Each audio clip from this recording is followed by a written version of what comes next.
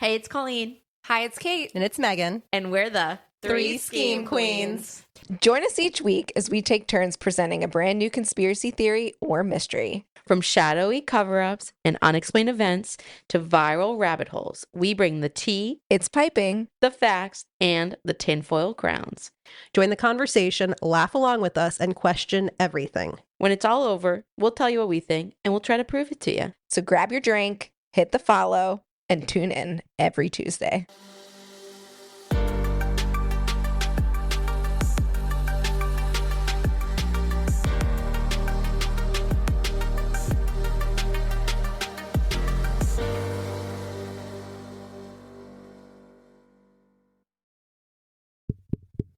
Is this thing on? Hey, guys. Hey, guys. Hey, guys. We're back. We're back a week early. And we came out a week early because we were like, things are happening. Yeah, News is hot. Kate texted, she's like, we've got Melissa Casillas autopsy results. We got Keefe D on trial for Tupac's murder. We got Mangione pleading guilty. We got Brian Kohberger filing a petition to challenge his guilty plea. And we've got Lindsay Clancy. Lindsay Oh my God. Clancy. And Kate said, guys, we got to get back on the mic. Right. There's too many things happening. Yeah. We gotta, summer is over. We got a hot mic. Yeah. So we were trying to let Kate get her kids back to school before we started back up, but we couldn't quite make it. You know what? They go back tomorrow. We almost made it. There we Ready go. for it. I, for one, am very excited to be back on the mic with you guys. Uh-huh. Yeah. Happy start of the 4th season, guys. Oh my Yeah. gosh. Season 4. Number 4. I feel like I showed up to Kate's and Colleen had just gotten here and we were just like catching up and it was just like rapid fire. And I was like, did you miss this Chaos Bourbon Boy? And he was like, yeah. He was watching 4 separate games on the TV. Mhm. The doorbell was going off because all these kids are knocking on the door. Megan's making 2 separate loaves of bread. Yeah, Excuse me, 3 separate loaves of bread. And then I'm just crafting at the table. Kids are in and out of the house because their friends are outside. And they're like, "Oh, can I go outside?" Well, that's good. We That's how it still should live in be. a neighborhood where kids come and knock on the door and ring the doorbell, so It's they're so asking cute. if other kids can play, and I love it. It's like 90s. There's like they ride their bikes outside. They like play outside. They I hang don't out know at if the it's like- playground. yeah, I don't Like, know if it's like generational healing, like we're all going through, and but like even middle schoolers are still out at the playground, and I'm all for it. yeah. They do usually have their phones, but at least they're hanging out together. I just felt like to take all that other chaos out. It was just the Kate calling Megan that I Yeah. thought was like a lot. We were excited. Yeah. We got it over with before the podcast. Yep. Yeah. Got out of our system. This is kind of a lackadaisical Sunday. Yeah. So there's typically like a time crunch where like we got to get Kate's just coming off a shift. She's tired. We got to lock in before the fatigue sets in or something like that. Or Mhm. Kate's kids are going to be home soon. We got to finish by then. Yeah. Or Usually Kate. Kate has to do bedtime and we got to finish before We that. can't get our wiggles out right away. Okay, this is kind of a long episode, so we're just going to get into it. But I guess before we start, so is it time for our Drink check. Drink check. Megan brought this back from Italy. for us. Europe? Yeah, Yeah. It's today we're having a Hugo Spritz, Yeah. which I was informed I was like the last one to discover. It's the drink of summer, It's but really good. it's delicious. It's better than an Aperol spritz, in my opinion. I agree. I do not like Aperol. I don't spritz. like Aperol either. Yeah. Sometimes I do. It really depends on the ratios. It's very sweet. Well, and it's got kind of like bitter. I like when they're more bitter. Yeah, I don't like Yeah. the bitterness. I'll never forget the first time I ordered one. And I was like, "What the hell does everybody like about this?" I immediately sent it back. I was like, "I can't do it. I'm so sorry." Of course, you sent it back. Yeah. You didn't just say my bad for ordering a drink I don't like. I said, "I'm so sorry. I really don't like this." And they said, "It's okay. What do you want?" And I just ordered a glass of wine. Well, that's a nice restaurant. I'm so judgy right now.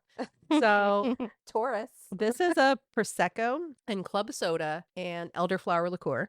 It was a hit with all 3 Scheme Queens, right? Yeah. Yeah. It's got everything I I like. like it. Bubbles, cold, Yeah. Lots of diluted. ice. Yeah.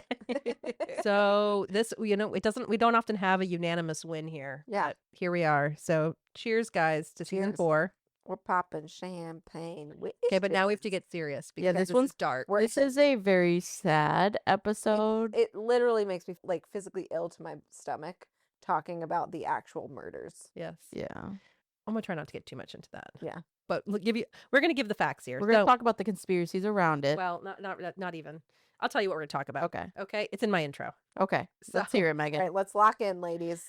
There are some cases where the facts are so horrifying that we instinctively want the answer to be simple. Someone did something terrible, they knew what they were doing, and they should be held responsible.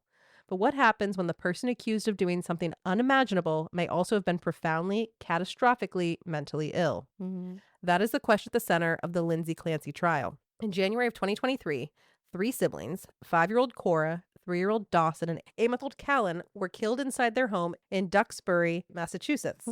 Their mother, Lindsay Clancy, survived an apparent suicide attempt and was ultimately charged with 3 counts of first-degree murder. Now, more than 3 years later, a jury is being asked to decide if Lindsay did it and what was going on in her mind at that time. Today, we're going to break down the possibilities. The first is the prosecution's version.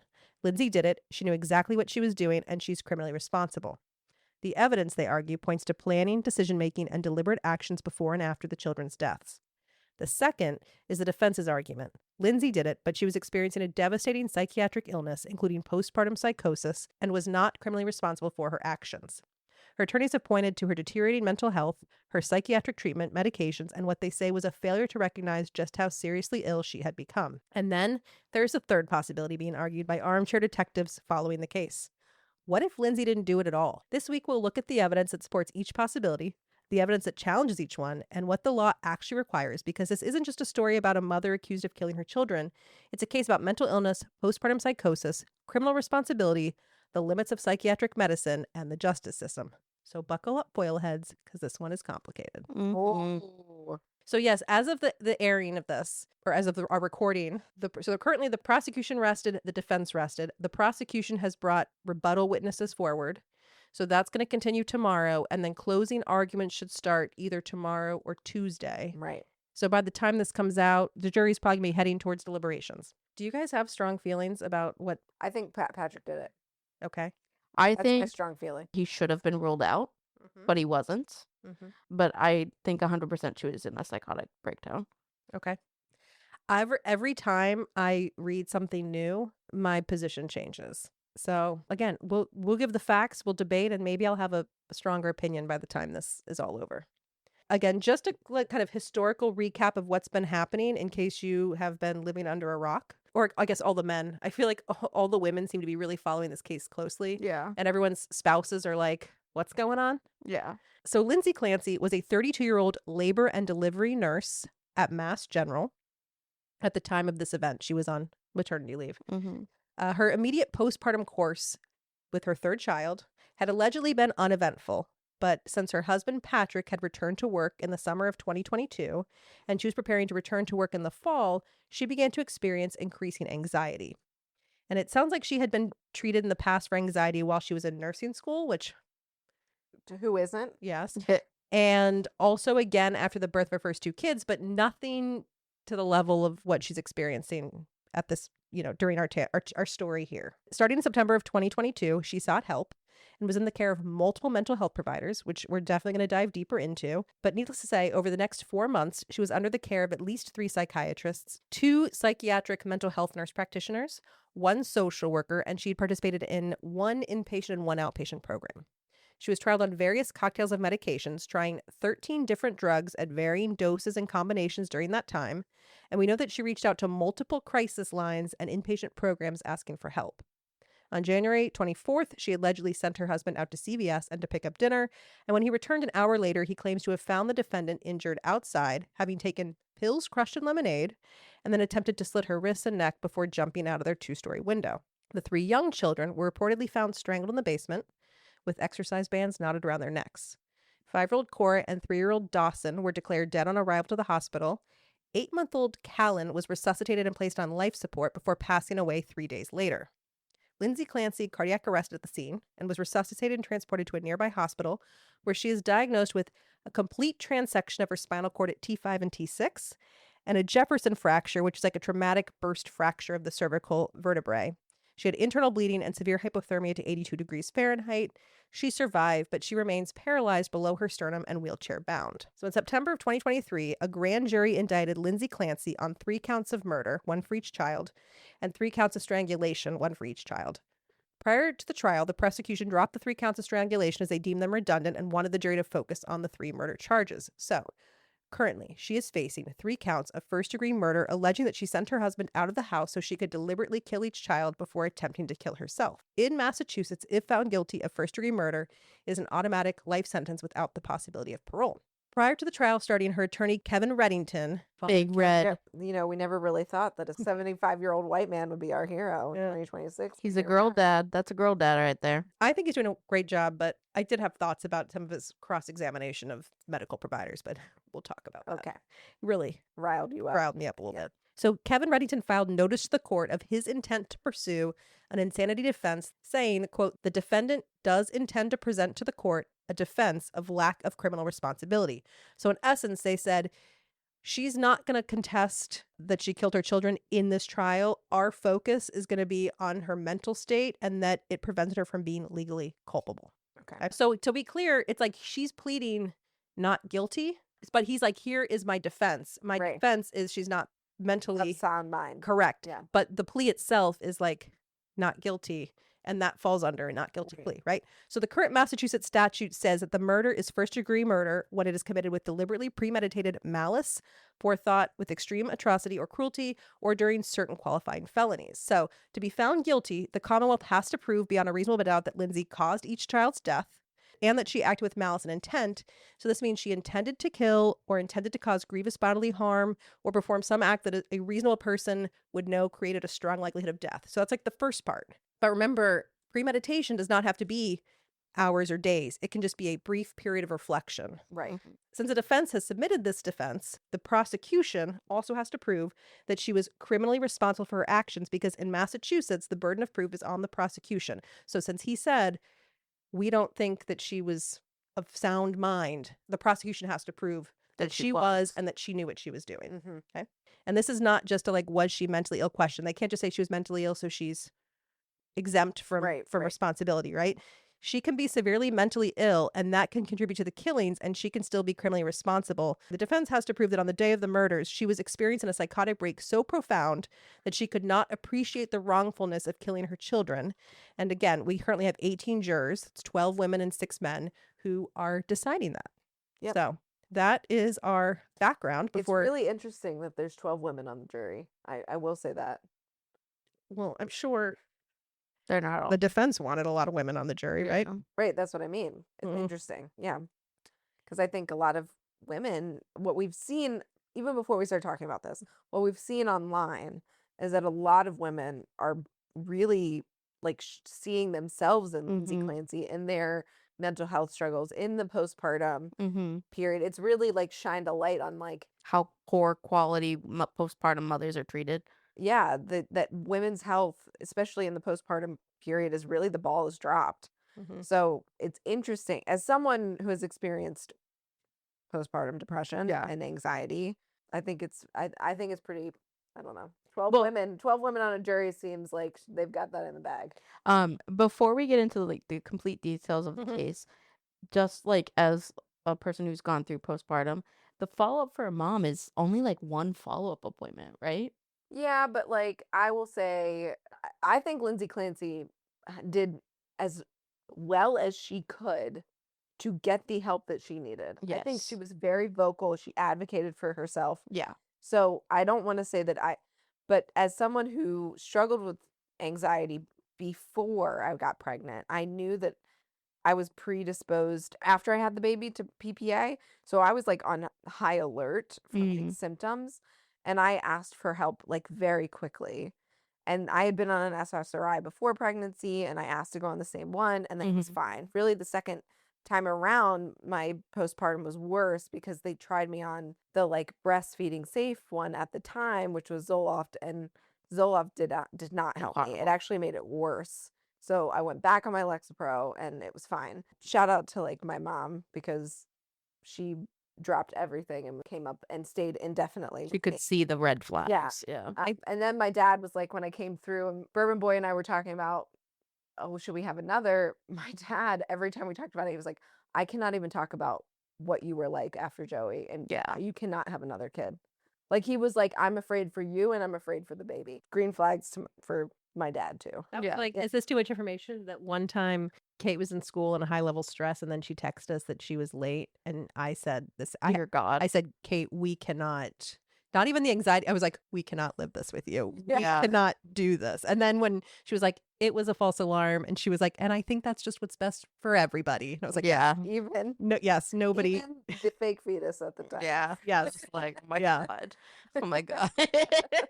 Okay. So So you bring up some good points there, though, because we're going to talk about SSRIs being the first line. Yep. And you said Zoloft is what you tried on? Zoloft was what I've Yeah. tried on with Joey, but then before, you guys know I could like sell Lexapro on the streets. Like, Yeah. it's my favorite. I drug. think there's no question for any of our listeners. You know that all three of us, are you still on Lexapro? No, I'm on Prozac Okay. now. Yeah. All three of us were on Lexapro. Yeah.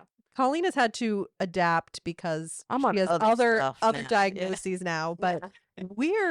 we are all hardcore I think- Lexapro supporters. Yeah. Before we get into, I think if you're not in any type of medical field in following this case, it's really hard to understand I because think psych meds are a whole other Psych world. meds are hard to understand. I think even as provider. Yeah. I do think that this is a good episode for us because true crime, I mentioned it, right? We're mental health advocates, but also I think this is very medical. Our medical background, I believe, We're strong. gives us a little bit of A leg up. so I think we should break this down and we should just talk through like the prosecution's case, the defense's case, and then the conspiracy theory online. Yes. Okay. That feels good. So if we start with the prosecution's case, again, they are alleging Hate. that Lindsay Clancy deliberately and premeditatedly killed her 3 children and then staged a suicide attempt. So they don't think that she really wanted to die, that it was all just supposed to be staged. Okay. They claim that Lindsay had become overwhelmed by her life and her perceived loss of control because I think she was a very controlling woman. And by very controlling, she had a schedule for her children. Mm-hmm. Which is like, And she watched them on the nanny cam, which I know a lot of moms who that are is watching so their good. kids on Yeah. the Yeah, the, that's so or on the normal. Yeah, the nanny cam. Not the the sleep cams. or not the knee. Yeah, but The nanny. like the baby monitor that is now a Yeah. camera. Yeah. The Nanit. Yeah. So they think that she had this loss of control, and so she made a deliberate decision to eliminate the children. Prosecutors have characterized her as controlling and meticulous, and they argue that she had this forethought. She created an opportunity to be alone with the children by sending Patrick out, and then carried out the killings and attempted this fake suicide. They agree. They are not arguing that she did not have genuine mental health struggles, but they claim that she remained lucid, organized, purposeful, and aware of what she was doing, and she knew that it was wrong. And they point to her planning, her communications, her searches, and her behavior before and after the killings, which we'll talk about. Mm-hmm. The first person who testified in this case was Patrick Clancy, and I feel like everyone's talking about this, right? It went on for 2 days, and this is sort of what spawned the wait a minute, this guy's sketchy. Yeah. Yeah. Was he involved? But his version of events is that on January 24th, his wife was happy. Up until this point, she'd had 4 months of various treatments and medications, but that this was a good day. He said she was playing with the kids, she seemed to be in a good mood, and she was having one of her best days. Patrick was working in the basement at his home office, and Lindsay was upstairs with the children. That day, she took Cora to a doctor's appointment that morning, did art projects with the kids, and then played in the snow with them. So the prosecution uses to highlight that she was not psychotic at the time of the murders. They're like, look, she had this great day. Right. Maybe she was happy and calm. Because she knew that what was going to happen later. Yeah. At 4:53 p.m., Lindsay texted Patrick asking if he wanted to take out for dinner from 3V because it had been a long day and she just hadn't been able to cook. She called the restaurant and she placed an order for a Mediterranean power bowl and a scallop and pork belly risotto to be picked up. And she asked Patrick to stop at CVS on the way to pick up children's Miralax for Cora. Can I ask a follow-up question? Yeah. Was he at work during the day? He works from a home office in the basement. Okay. But he travels a lot. So according to the prosecution, Lindsay they're like, look, she made this plan to get him out of the house so she could commit this crime. The prosecution called a number of Lindsay's medical providers to testify, and they did not believe that Lindsay was in a psychotic state. Her providers testified that she had severe anxiety and insomnia, but was not psychotic. Mm-hmm. If we just take a minute to talk through this mental health treatment, okay? Dr. Tufts treated Lindsay through 14 virtual appointments beginning in September of 2022. She was diagnosed with generalized anxiety disorder and adjustment disorder without significant problems. That was the diagnosis she had. And the patient had reported taking an SSRI in nursing school for anxiety. And so at that point, her first treatment in September, she was started on Zoloft. The following month, she reported difficulty sleeping, diarrhea, increased depression, mental fog, anxiety, and fear that she could become suicidal. So in all these questions, they kept saying, are you having suicidal thoughts? And she said, no, but I'm afraid it could get there. Yeah. Okay. So I think that is important when we critique the mental health treatment. Yeah. Okay. Again, she said Clancy denied suicidal ideations, but she feared developing them. So she started her on Ativan and Buspar and reported over the next month that she'd had some improvement. Right. So through October, she's reporting some improvement, although she's very concerned about getting addicted to benzos, benzodiazepine. So that'd be Ativan. Which I think is a fair. Yeah, that'd be my fear too. Yeah, I would be so afraid. We are like warned about benzos, especially it's now like they're not supposed to be first line treatment for anxiety. And it drives me crazy. I think it's a good rescue therapy, Yeah. But it's like- not permanent No, choice. no. And so when I get patients who come in and their outpatient doctors have prescribed, like they have anxiety and they Xanax. take PRN Xanax, and I'm like, well, do you take an SS? Do you take something daily And they don't. to maintain, and this for breakthrough, and they don't, and nothing drives me crazier. You should not just be taking benzos. So Right. I think yes, as a health, this is very reasonable to be like, I feel better, but I don't want to be hooked on benzos. Yeah. Yeah. When Megan says rescue, it means like if you're having a panic attack and you need something to just calm down, you can take a benzodiazepine and Yes, that But- will help you calm down. But like an SSRI is what's going to prevent the panic attack from happening. yes. So Right. you need Yeah. something on board daily, and then on an as needed basis, I need something extra today because something is stressful is Yeah, happening. Yes. The benzo is your albuterol. Yes, exactly. Yeah, There you go. That's yeah. a good. That's a good analogy. Yeah. But take that Wixella daily. You know. Exactly. The following month, she recorded difficulty sleeping, diarrhea, increased depression, mental fog, anxiety, and again, fear that she would become suicidal. But again, Dr. Tufts said she denied suicidal ideations while she's seeing Dr. Tufts. At this point now, we're going into like November, right? She began seeing a specialist. Julie Paul was a psychiatric nurse practitioner at Perinatal Behavioral Health Program of South Shore Hospital. And Patrick's mom, so Lindsay's mother-in-law, Mm-hmm. was a nurse at South Shore. And so she reached out. Again, I think it has been very clear from this trial that Lindsay Clancy reached out to her mother-in-law. Everyone knew she was struggling. This was not something she was really hiding. Right. And so her mother-in-law reached out to Julie and said, my daughter-in-law is having a lot of anxiety. Can you help her? So Julie Paul started seeing her, and she started her on Prozac, and like in place of Zoloft, started her on Prozac. Mhm. And she said, you may have a temporary exacerbation of anxiety while the meds kick in. They usually take a month or so to start working, which I think is a thing that also is sort of one of my issues as we go through this, is that a lot of these psych meds don't work in a day or two. And I Right. think there was a lot of medication hopping Shopping. Yeah. Mm. because nothing was working quickly. But that's how it is. And generally you do have these initial side effects. Things might happen in the first week or two you're on a medication, which is not how you're going to feel forever. Right. Right. So she warned her, you may have a temporary exacerbation of your anxiety while the meds kick in, but in a month or so, you're going to feel much better. And she again prescribed her Ativan to help her sleep, which I don't think it's a good sleep aid. But, No. Um, But I feel like I see that a lot. A lot of Yeah. people take Ativan to help sleep. yeah. That's crazy. It's hard for me to think of like, and I'm not passing judgment, Yes. but as somebody who like has been through a couple of newborns, like I think it would be really hard to take something like that. You don't want to be and then- knocked out. Yeah, and then want to hear your baby crying. Like, Yeah. Anyway, but to me that would be really hard.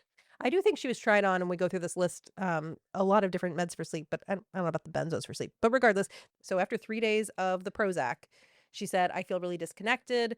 I don't like this. They stopped her and they switched to Remeron and Klonopin. So Klonopin is a longer acting benzodiazepine. Remeron is an antidepressant. It's like a sleep aid. That can also- yeah. We like it in the hospital because it's the one that's proven to increase appetite. So like Oh, Remeron, right. Mirtazapine. yes. Yeah. Yeah.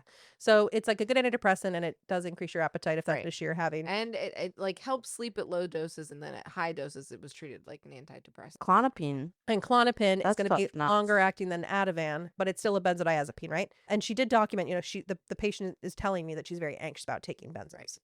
Julie did say, are you interested in inpatient treatment? And at this time, Lindsay said, I have 3 kids. I can't be leaving them to go to inpatient treatment. Right. So I don't think she really met criteria here. And I think she also was like, I'm seeing you for anxiety. And so how is being away from my 3 children going to help my anxiety? That makes Yeah. sense, right? Right. But anyway, Julie Paul left. She went to a different job. So she got transferred to Rebecca Gelada. Again, she works at this perinatal behavioral health program. So Mhm. this is like a postpartum Right. area of specialty, right? Now, keep in mind, while she's seeing her, she is still seeing Dr. Tufts, who is like a general Yeah, psychiatrist. I guess I know that I have a problem with her shopping doctors. I do too. Yeah. And I don't know if it's really, again, she is seen a specialist, but I do feel like if you're going to do that, you need to be open with your provider. Like, we're really getting ahead of ourselves, but like Dr. Tufts, Had How- no idea. they She was- kind of game for her, like, why didn't you have other records?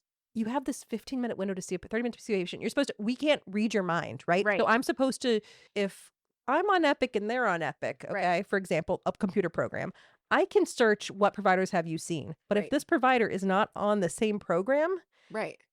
there's no way to see who you're seeing. No. And I 'Cause think the charting systems don't talk, guys. no. So there has to be a degree of like, Forthcoming. yes, Yeah. yeah. But anyway, so she's seeing these 2 doctors. So we have 2 different doctors prescribing her regimens. Right. Okay, so now she's seen Rebecca, who testified she wanted off the Remeron because she didn't like the way it made her feel, Mm-hmm. stating it was giving her intrusive thoughts. She reported that she told her this was common and to give the medication a little more time. And again, this is what I'm saying. I feel like none of these medications got more than a couple days, and you need more than a couple days to really see effects. Right.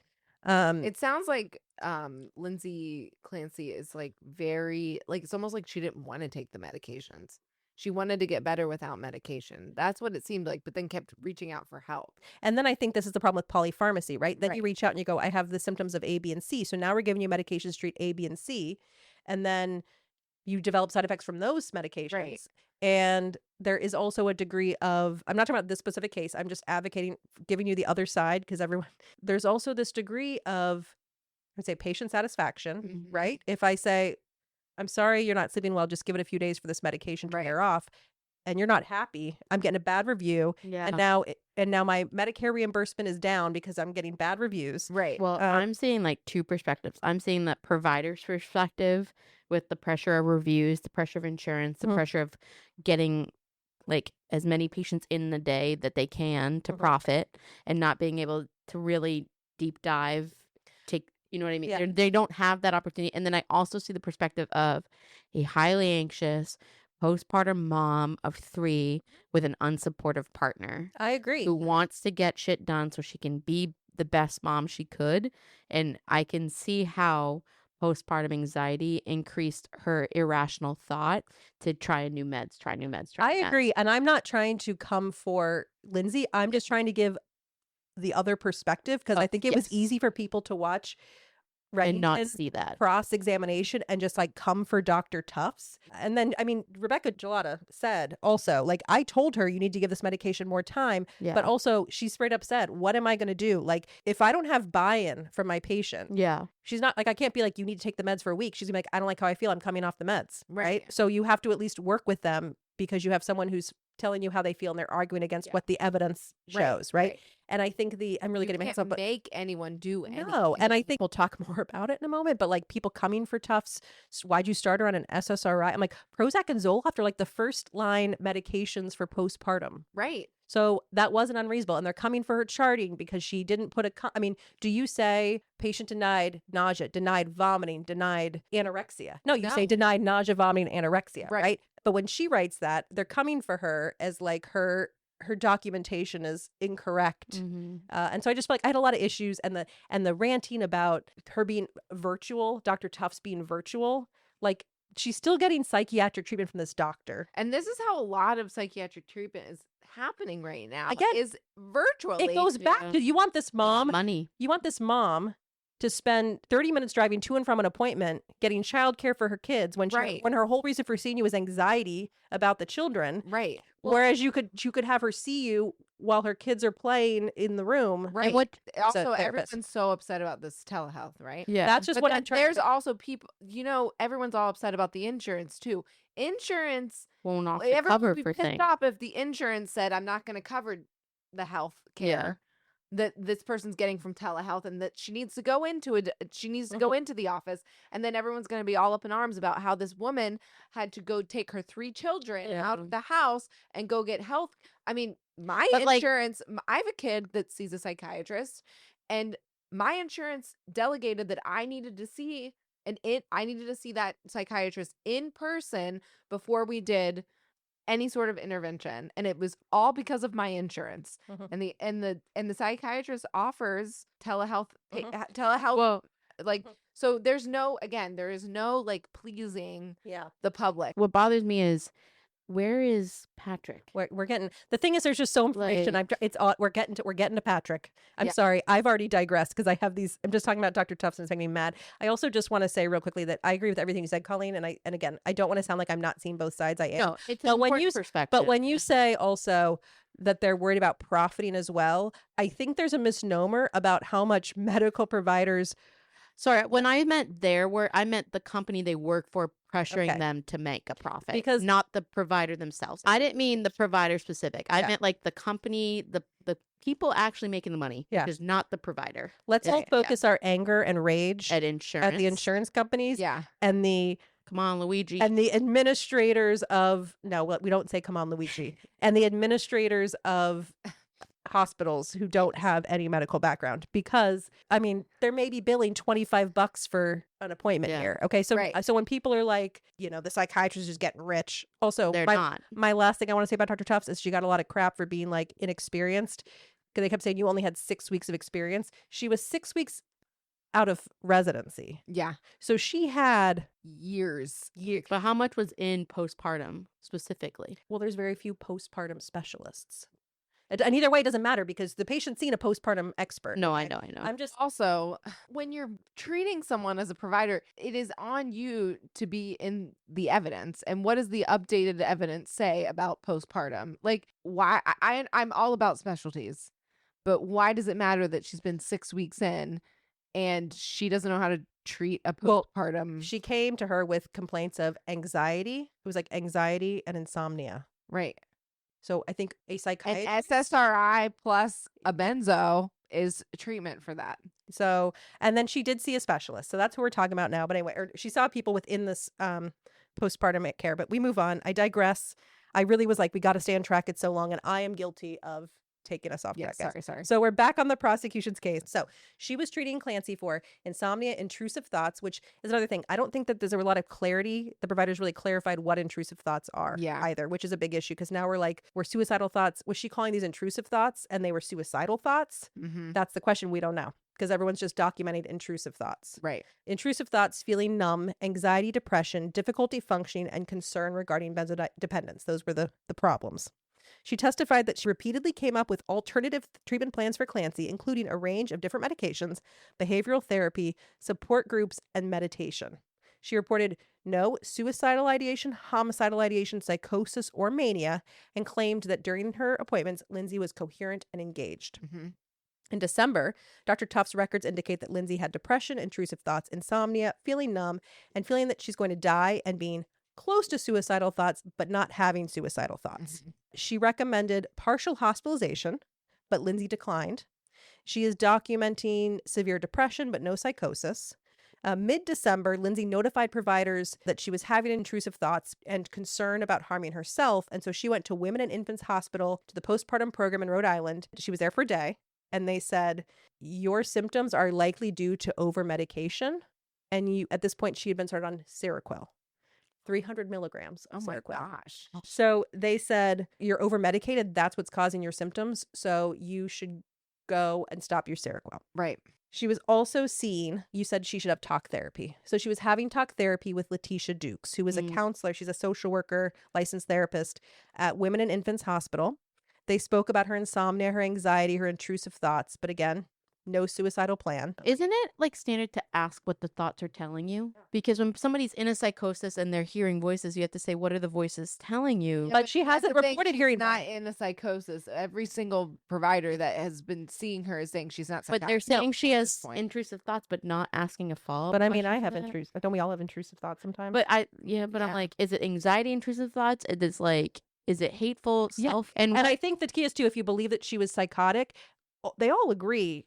I think even the people who testified for the defense, if she was not in psychosis this whole time. Right. So she wasn't hearing voices. The first report of voices being heard came weeks later and allegedly was the day of the Yeah. death, right?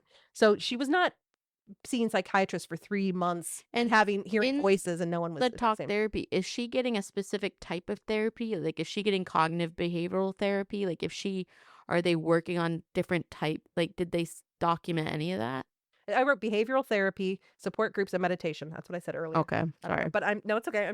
I'm going through who actually testified. So Letitia Dukes is a counselor, though. Okay. She said, quote, she constantly worried something bad was going to happen to her kids or something bad was going to happen to her baby. They had 4 visits in December, and Lindsay reported having called to her. She said, I called a crisis hotline twice this month. And when they asked me if I had suicidal ideations and a plan, and I told them no, they said they couldn't help me.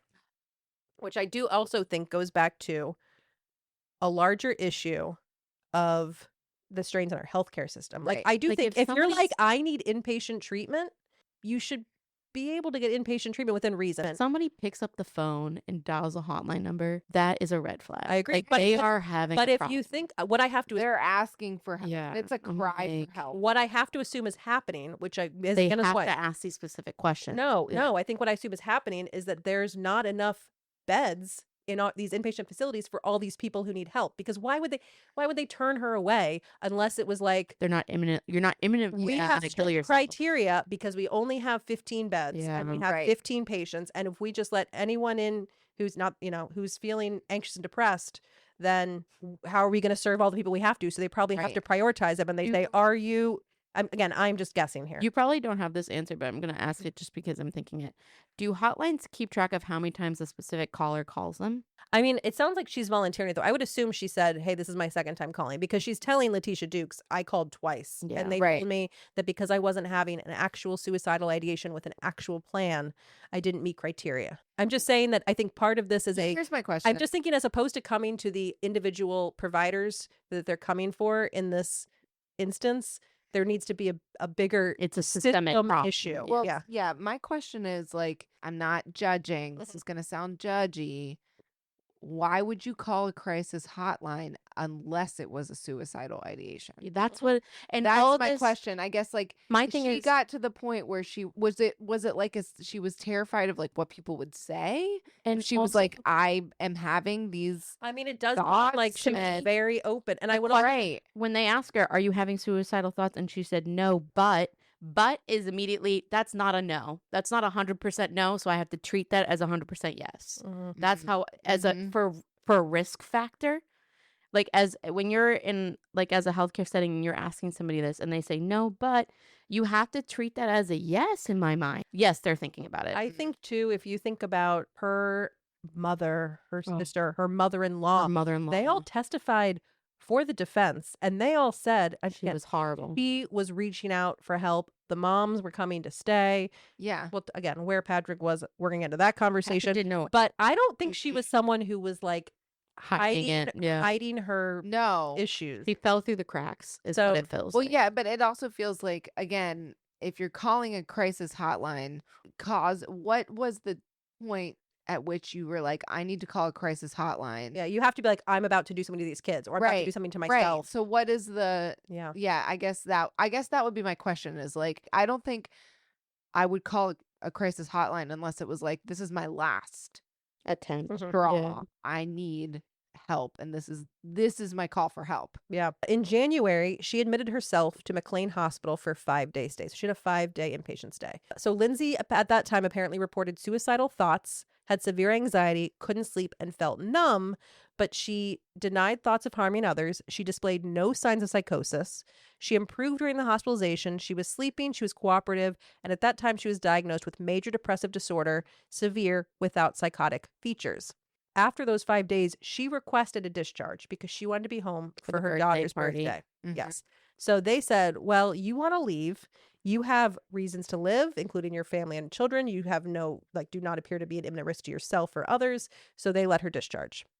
So the thing is that all of this testimony I'm telling you about, this like extensive mental health treatment leading up, it can all go both ways, because the prosecution is arguing like she saw all these mental health providers and nobody saw signs of psychosis. So she must not have been psychotic, and therefore she was capable of knowing right from wrong, and Right. she's responsible. But then the defense is looking at all these same witnesses being like, but look at How sick she how was. sick she was and how she was like just asking for help. We all know somebody can be exposed to as much healthcare that they want, but if they Yes. don't want to do it, they're not going to do it. Yeah. But Lindsay Clancy seemed like she really wanted to do it. wanted Yeah. help. She was Yep. really She trying. was really trying for her kids. Mm-hmm. And that, I think that is like what you need to take away from. It's not, you can have amazing nursing care and Well, still have a patient who is like, What I bothered don't me want to do that. with the prosecutor was that like she must not have been that mentally ill because she was trying. Well, Yeah. yeah. I'm like, I don't think you can say that. Yeah. No. I don't think you can say that. Also, at I all. have to just say, I'm like, yeah. you guys, listeners, I love a good hair bow. Oh my and god. I love a good headband. This And I prosecutor. feel like I can never again wear That she's a ruined. hair bow. She has ruined the She's hair like- bows for me. She's like Professor Umbridge. Yeah. She's just That's ruined what she's giving. Yeah. Okay, so during this period, the prosecution also referenced journal entries on her phone that they take as proof that she resented her child and had a motive. Oh my god. And here's the quote, which I think, you tell me what you think as the mother, Kate, because I think this is like a probably normal mother thought that you are now taking and using against her. Okay.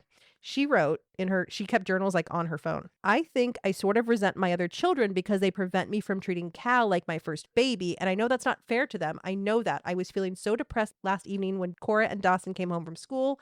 I know it runs off on them. So we had a pretty rough evening. I want to feel loving connection with all my kids. And I feel like saying something like, I feel bad that I'm not giving him the same attention I gave Cora when she was an only child is like a reasonable That's such a normal thought. thing for moms, I would think, to feel, right? Right. That's well, such a I normal think thought. that that's like a very, when you're like journaling, No one's supposed to read that in very court pri- and judge you. yeah, you don't want someone to like, read that aloud in court and then you're like being judged by like this was what I was feeling in the moment. I also think it's a very healthy thing to like put a name to the feeling that you're having. It's not like she's sitting here saying She's like, processing. she also just said, I feel bad Yeah. that I did not want them to come home because I wanted to spend more time with my baby. Yeah. And that, I feel like that's taken out of context because the whole problem that she's had is that she doesn't feel connected to Callan. Mm-hmm. Callan? Callan. So maybe they had a good day that day. And maybe she was like, oh, I'm feeling something for this baby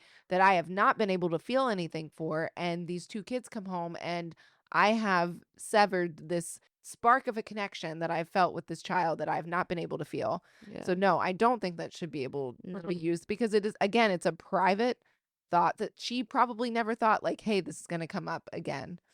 God, I can't imagine like sitting in court and having somebody read that. Right. They also used as evidence against her search history. And it's important, I'm going to say, as we Well, go, there's the question is, some more questions to this. yes, we don't even know if she's the one who searched these terms, Yeah. right? Or these questions Corrected. because yes. So some of the things that came up on January 20th, somebody, which they're alleging was her, Googled, can you treat a sociopath? And so the prosecution's alleging, like, look, she thought I might be a sociopath and she wanted to know if it could be treated. And that reflects awareness. And so then she couldn't be, Held psychotic accountable. or whatever. Yeah.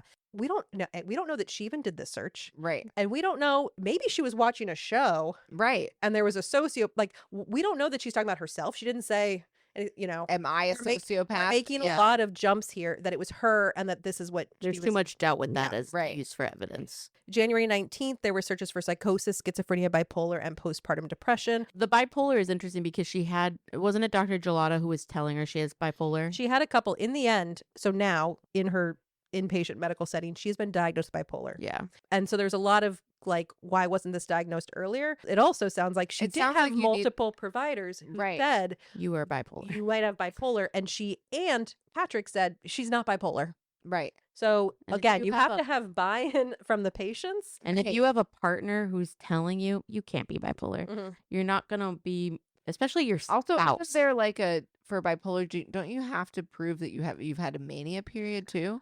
Well, we're kind of again getting off track here, but I think that the thing that a lot of people think is that if you start an SSRI without a mood stabilizer on a bipolar patient, it's going to induce, everyone sort of has, when I've read, everyone's at risk for this sort of like manic. Mania. Mm-hmm. But if you are bipolar, it's going to be a much more profound manic episode. So they're saying if they started SSRIs without a mood stabilizer and she had 2 days without sleep, that should have been a key to someone like, wait, maybe she has bipolar.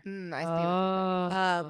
But again, it sounds like these providers all mentioned that to her. And shoot, they were kind of against And it. they kind of poo-pooed it. Right. And now that she's apparently in a mentally better place, she's being treated for bipolar. So yeah, I think the search for bipolar could be like it came up in a doctor's My appointment. gosh, do you know how many times I search weird things on my phone? Actually, now since this case, every time I Google something weird, and then I'm like, someone gonna subpoena this? Yeah. All the time when I text Kate and Colleen, I'm like, oh my God, I hope nobody ever subpoenas my text. Yes, Yeah, I think the like, same thing. Oh no. Like, yeah. There were also searches about medications and potential ketamine therapy, indicating that, again, she understood psychiatric illness and she was like deliberately researching, so she must have been of clear mind. Right. Other searches were how to slit your throat to die, carotid artery spelled how? C-A-R-O-D-E-D or I think something it was like that. CORRODED. That ain't a nurse. Yeah, that's And how definitely to turn not off a nurse. airbags on Kia Sorrento, which the prosecution is claiming she was researching ways to kill herself leading up to this. So there was premeditation. How to turn off airbags? I in your would, yeah, on the Kia Sorrento, they had a Kia, like if she was trying to do something in the yeah, car. like But amplification. I would just say, if you're a medical provider and you don't know where your carotid artery is, that's a problem. And if you can't if you spell don't it, know how to spell carotid That's artery, that's an even bigger crazy. problem. Megan, we never told the audience how to spell carotid artery. oh, CAROTID. Yes. That's how you correctly. That's Because how we're you medical correctly- providers, yes, so we Yeah. know how to spell it and we know where it's located. Yes.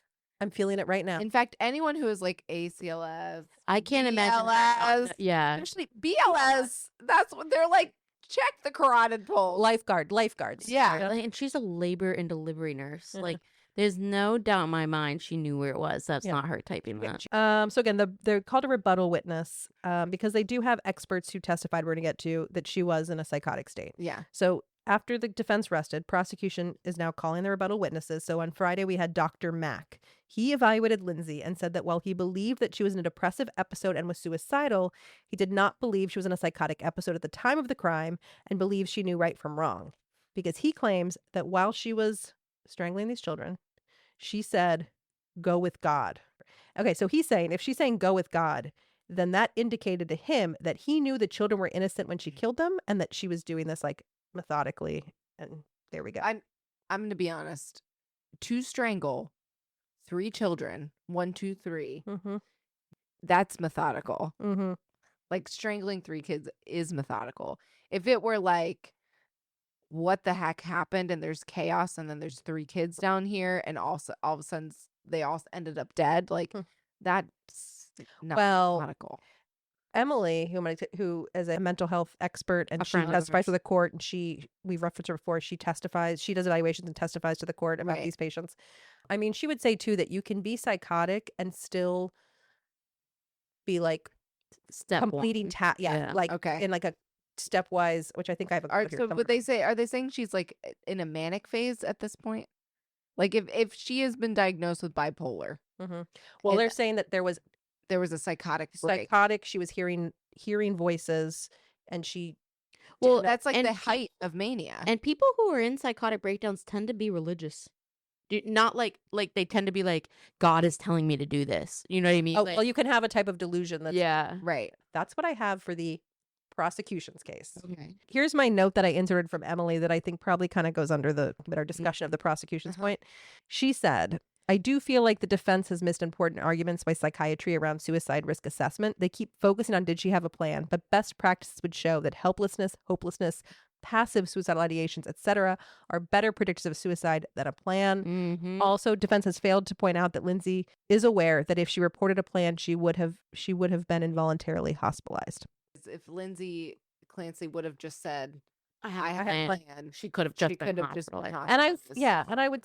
That's what I kind of like. Do you guys think that the prosecution has proved No. beyond a reasonable doubt that she was of sound mind when she did this? No. Moving on to the defense's argument. The defense Go argued. Big Red. Watching him walk in solo with his bags and being like, ba da da da da da da And then there's like da. 50 people. Yeah. behind him. Yeah. Here's the thing for me. Mhm. And like I know you were like, I'm not gonna talk about this, like it's so dark. What I can't imagine is like you have to strangle one kid at a time. Mhm.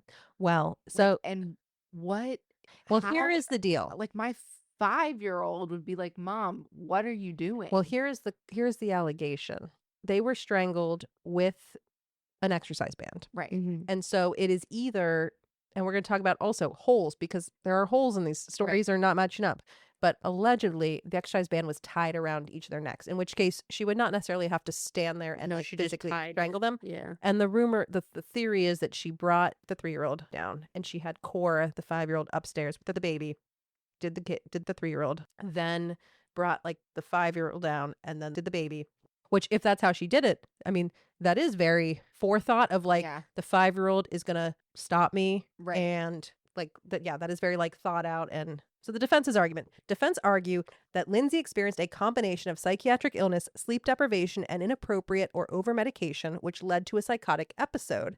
And I'm gonna just outline the civil suits because I think the civil suits that are filed right now pretty much outline the defense's argument. So Mhm. there's currently a civil suit from Patrick Clancy. We're going to talk about how much money he's made off this whole Oh thing. my God. And a civil suit filed by Lindsay Clancy. I think what people don't understand is like we treat what's called delirium in the hospital all the time with these patients that like don't sleep for days and Mhm. days and days, Mhm. and they become They're crazy. so out of touch with Mhm. reality. Also so strong. So strong Super and strength. so out of touch with reality. The You little can't like 88-year-old roll out the woman. fact that she suddenly just like had delirium, like she was delirious. Mhm. I mean, they're calling 911 and they're like, this person is trying to kill me right Yeah. now. And Yeah. it's like, that is so far from Right. what is happening. Yeah. Yeah. Okay, so in January of 2026, Patrick Clancy filed a wrongful death suit on behalf of himself and his deceased children, claiming wrongful death, medical malpractice, and negligence. The defendants in this case are Jennifer Tufts, the psychiatrist, the first one I told you about, and her employer, Astor Mental Health, as well as Rebecca Gelada, the mental health NP, and her employer, South Shore Hospital System. Wait, that was Patrick's? This is Patrick's. Okay. And it says, quote, in this claim, indeed, the bevy of diverse and powerful medications they misprescribed, coupled with their abject failure to appropriately monitor Lindsay, resulted in Lindsay's mental health deteriorating to the point of suicidal ideation and requiring inpatient care. Ultimately, the defendants' negligent treatment of Lindsay, including their complete failure to recognize and address the radical erosion of her mental health, resulted in tragedy, namely allegations that Lindsay took the lives of her children.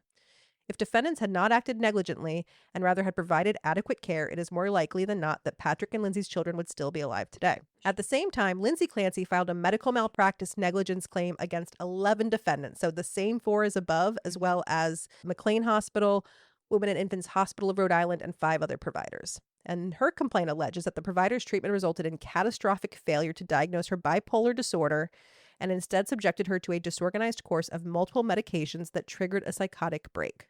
The complaint alleges that antidepressants repeatedly triggered severe insomnia and activation. They claim that after starting Zoloft and later Prozac, Lindsay experienced activation going 48 hours without sleep, elevated psychomotor activity, physical energy, and behavioral drive seen during manic or hypomanic states. So that's what I mentioned.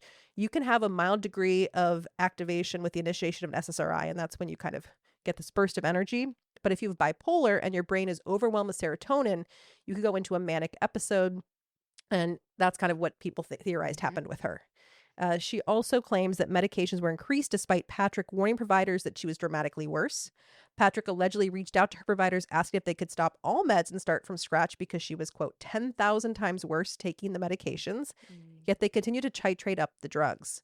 It further alleges that providers failed to obtain a complete psychiatric history, failed to adequately coordinate her care, discharged her from McLean despite ongoing severe symptoms and limited insight, and continued treating her as an outpatient even after providers knew about the hallucinations and suicidal homicidal thoughts. The suit also claims that like what they were labeling as intrusive thoughts were actually auditory hallucinations commanding her to kill herself and her children.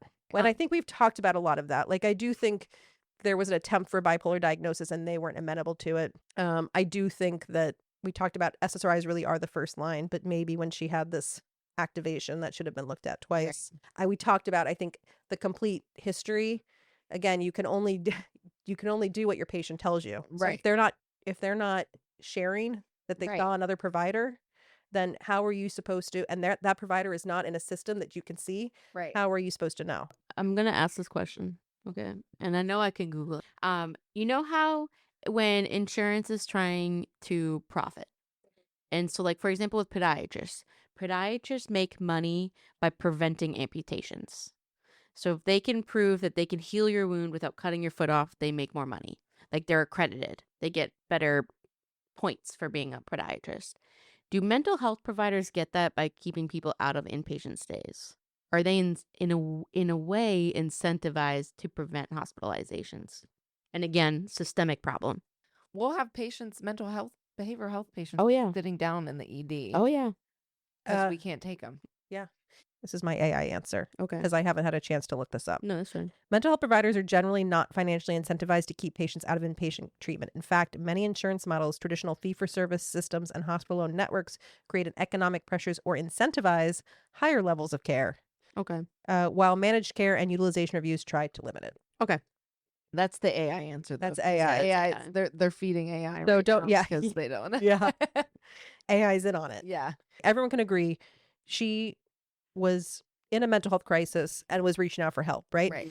But if the argument is, as the defense is pointing, that like she was in psychosis, a psychotic state, and was hearing voices, then the question is, when did these auditory hallucinations begin? Because in the filing, the civil case, they're saying that what she was calling Intrusive intrusive thoughts. thoughts were actually auditory hallucinations, right? Per her complaint, she says on January 1st. So again, to be clear, nobody, her husband, her mental health providers, she did not tell anybody about any voices until about 2 weeks after the crime. And we'll talk about how those came to be. Okay. So it's not like anyone knew there were voices and they failed to hospitalize her or whatever. Okay. But they were documenting intrusive thoughts. Yes. Okay. But maybe that's what she was calling them. Yes. Yeah. I know. I know what you're saying. Carly, No, I'm dig just, deeper. just but yes. clarifying. Yes. Yes. She was documenting. But I mean, I would say I have intrusive thoughts sometimes when I'm just like, This my is where I'm anxiety like, starts spinning. And I'm like, Right. but yes, I would hope they dug deeper and asked her what those intrusive thoughts were. I think the problem too with this is like I have a lot of questions, especially when I get into theory 3 about like the investigation and what happened. And because it's like there's so much sealed with this, and because it's like an active case, I'm not getting a lot of like, I would just love to Can't have wait for it to infinite be- time and all yeah. the documents and just like dig in. But Again, anyway, this is why we always say Megan should have been a lawyer. Yeah, Megan's Megan should have done anything. She's our but- researcher. Yeah. Yeah. Okay. So per this complaint, the civil complaint, she says on January 1st, she heard a voice telling her, "You will never be the same. The only option is to die." Mm. So she said she heard this voice January 1st, but again, no one knew this. No one documented. Right. This is a post-crime admission. So can we even, if you're going into this like she did it and she's trying to mount herself a defense, can we even believe it? I don't know Okay. if we can. On February 6th, Yeah. a defense retained forensic psychologist Dr. Zeisel met Zeisel. Seisel. So he comes in, no witnesses. So all we have is him and her. Yes. And he allowed her to use his phone to call Patrick if he could remain on speakerphone. So everyone's like, this is a little weird. Like This was after the crime. 2 weeks after the crime. Yeah. It's a little weird because why, if I have a patient who is under arrest, I am treating them and the police are sitting there Oh yeah, you with can't. them, Yeah. but I'm still treating them. No one is Right. leaving the room to Right. allow me to treat my patient. Right. So it's a little weird to me that he got one-on-one time with her. Yeah, that's weird. And it's a little weird to me that she's under arrest and he's letting her use his personal cell phone. right. But Oh, it was his phone?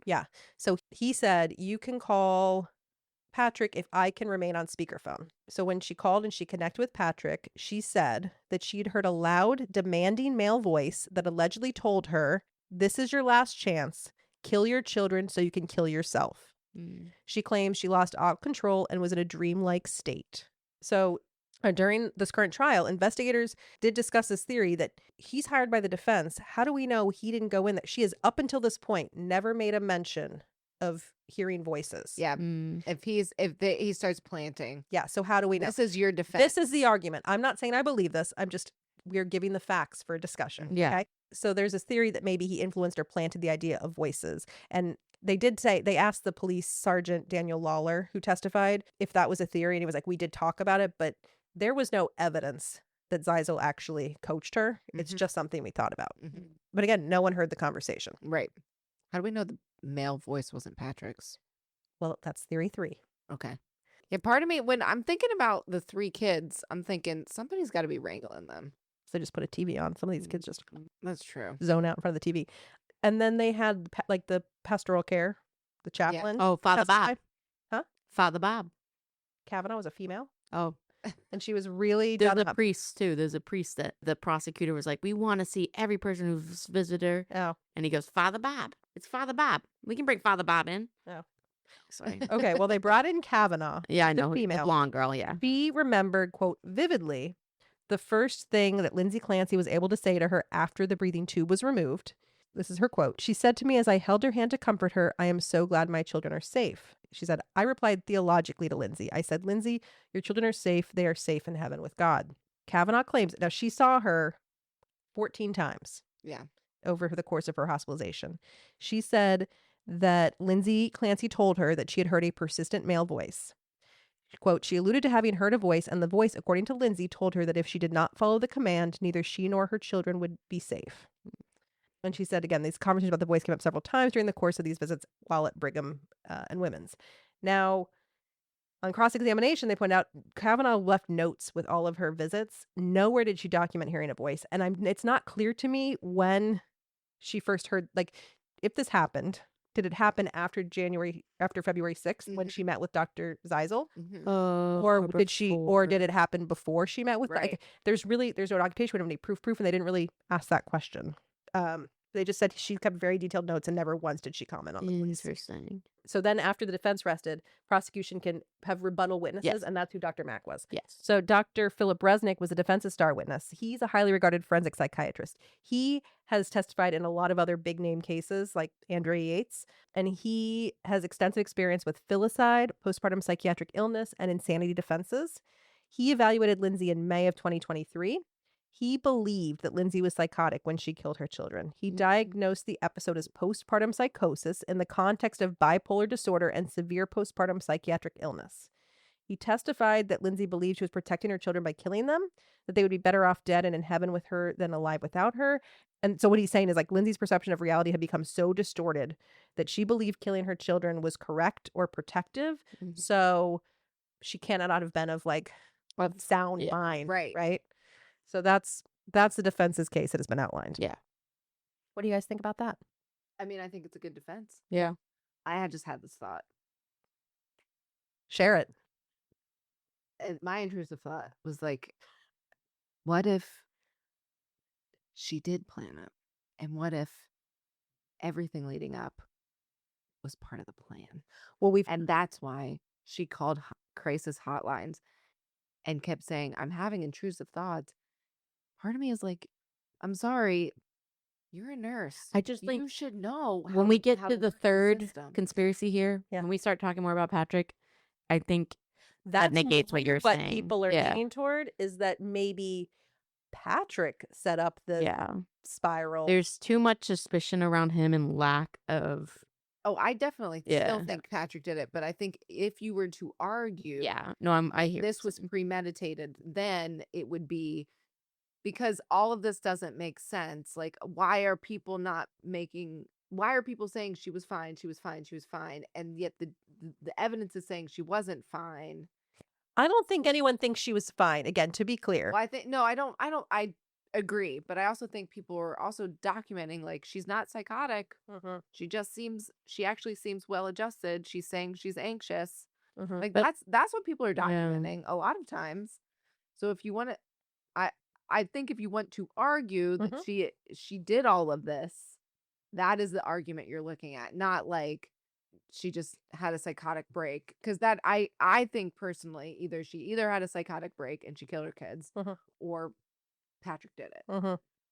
I don't think she's a psychopath. I But don't. it seems like And almost I like think, the too- prosecution is kind of going towards this, like, She's evil. She's Yeah, bad. Yeah. Here's the other thing too. I think that this is so horrific. It is really hard for us to believe that a mom would just, like, knowingly do this. Yeah. So I do think that part of it too is it makes it easier for us to be like, Oh, oh, on something it else. must have been in psychosis, or it must have been the husband Right. because we just cannot imagine doing this to your children. No. But seeing the aftermath and all the suspicion around her husband, like, I just think Also, Patrick but, is not innocent. But also looking at her, like, she is absolutely Yeah. wrecked. Oh, yeah. yeah. So, The like, amount of pauses they had to take in court just so she could, like, get Yeah. through the sobbing. yes. Like, Yeah. Although, but then, so- you know, Kay would say if she's a sociopath who's masking. but you can't fake. Well, I don't know. I don't know. I think to this point, and again, we're going to go into the conspiracy theory. But I would think to this point, again, I keep flip-flopping back and forth. I'm pretty sure she was in a state of psychosis. She was sleep deprived. She was on all these different medications. I can believe that she heard a voice. I don't know why. I don't know what her motive would be right. to just like kill her children because she's anxious. Mm-hmm. Right. But Especially at a when minimum, I her would say- anxiety stemmed from something happening to the kids. Yes, her fear was like she once, as they're saying, she was looking at the camera and Cora was crying when Cora was the only child. Right. And she called her husband, Patrick, and he didn't answer. So she called 911. And people are like, look at how controlling she was. That's anxiety. But I'm like, or she was so worried about something being wrong with her daughter. because her husband's not a good, Yeah. trustworthy partner. Yeah. So I don't know. I would say to this point, to our discussion, I don't think the prosecution has proven beyond a reasonable doubt that she was in clear state of mind. Right. I agree. And Yeah. criminally responsible for this murder. So based on the evidence I have seen on the trial, at this point, if I was in the jury, I would have to say No. not No. guilty. Yeah. Right. But let's go in. And here's the thing, too. I bought big into this Patrick did it. theory three. Patrick did it. But as I investigated, a lot of the Instagram, TikTok stuff is not real. Oh. So I'm going to go through some of those and we will prove or debunk. Yeah. I Or- will say at a minimum, we can all agree He was a shit husband. he was a shitty partner. Yes. Yeah. Because while this is going on, he's testifying that she was having all these mental health struggles. What was Patrick doing? They I was was like, going skiing? skiing, going to Cancun. He dropped her at inpatient treatment Yeah. and went skiing. Right. Like, He is traveling to New York, to California. He is still going to dinners with his friends, brunches. he's remarried and Well, that year comes later. after. Oh, we'll talk about that in a moment. That's not entirely accurate. But my point is, either way, and he's sitting there saying she's not bipolar, Right. He didn't know. and then his now wife. he's suing. He that- didn't know his wife. Yeah, and now he's suing that they didn't. So I think at a minimum we can all agree he probably was not the most No. supportive. No.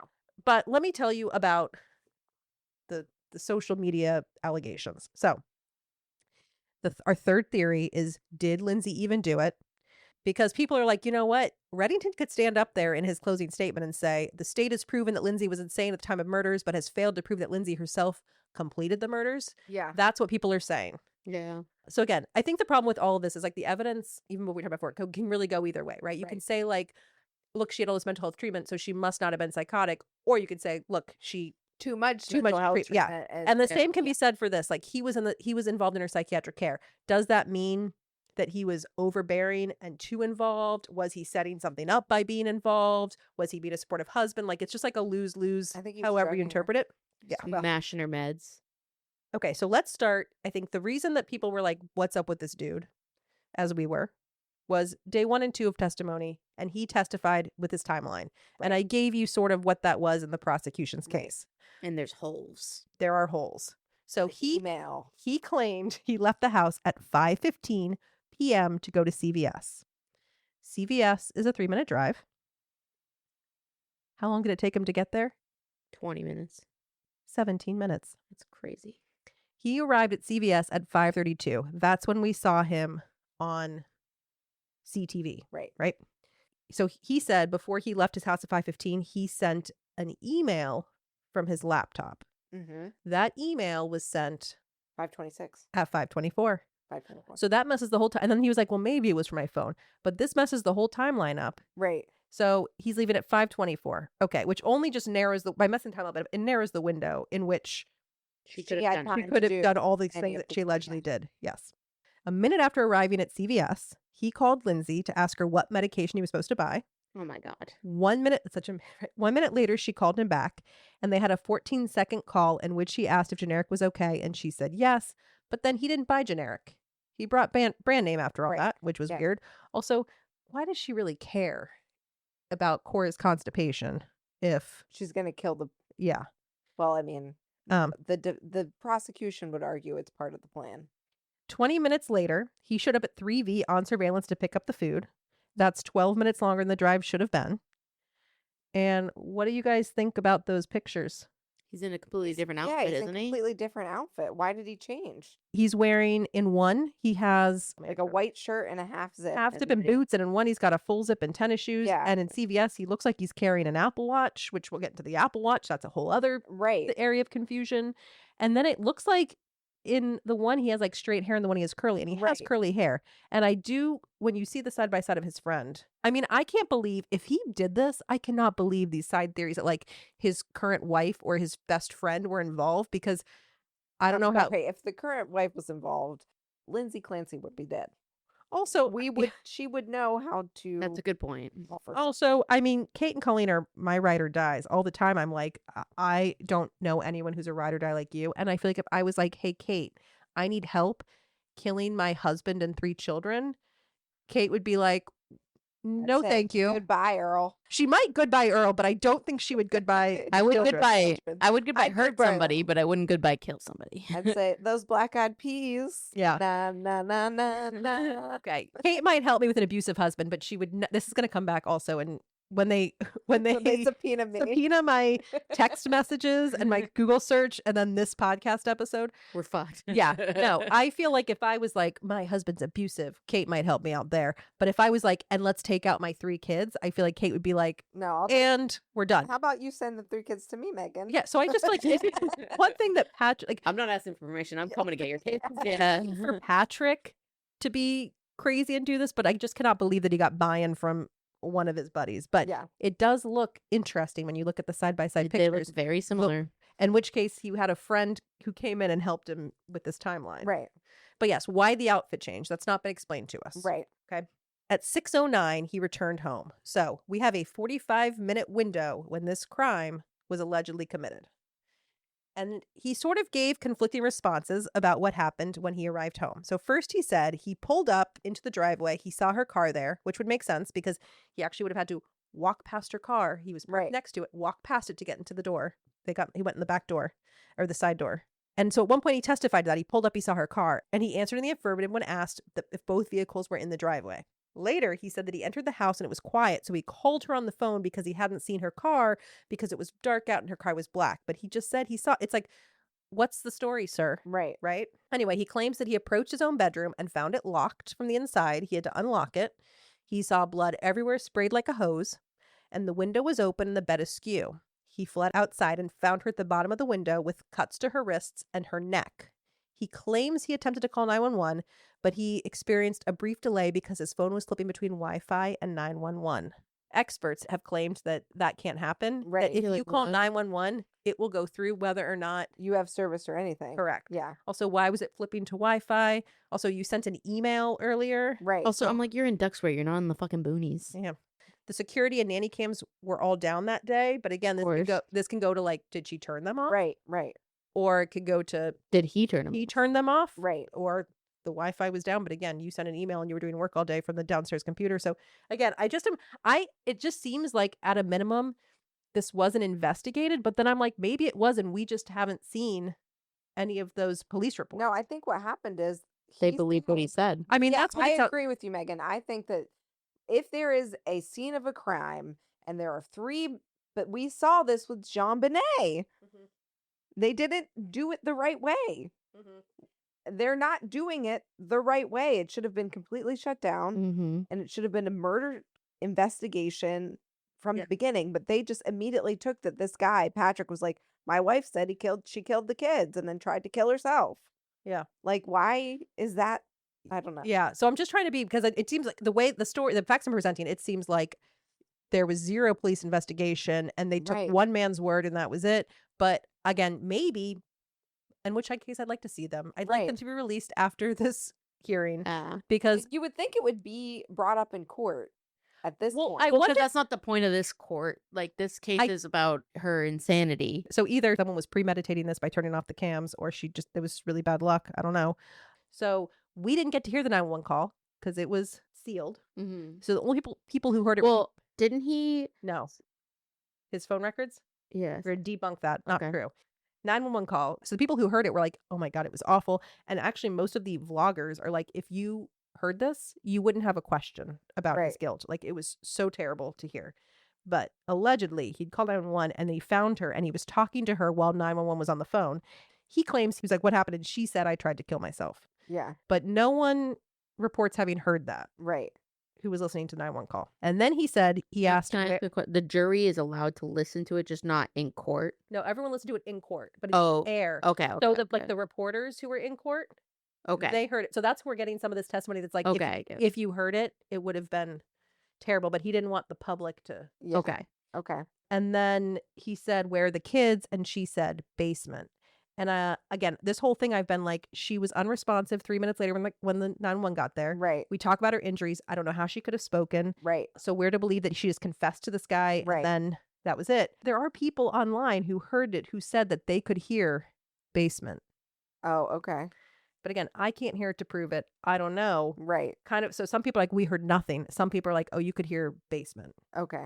But his version of events is that she said basement and then he ran downstairs. And when he ran downstairs, he found the kids. So again, within 4 minutes of this phone call, before he finds her, he calls 911, he's talking to her. EMS arrived. Per his testimony, after walking downstairs, he discovered all 3 of his kids deceased with exercise bands wrapped around each of their necks and tied in a knot. 2 in one room and the baby in the office. He said he then untied each of the knots. But then you'll see the prosecution later testified it was just wrapped. It wasn't tied. So But like he said it was tied. he said it was tied. The prosecutors are like, oh, it was wrapped around the neck. So I'm like, you guys don't even know what your story is. Yeah. But the other thing that's going around online is that he was a sailor and these were like really difficult knots. Right.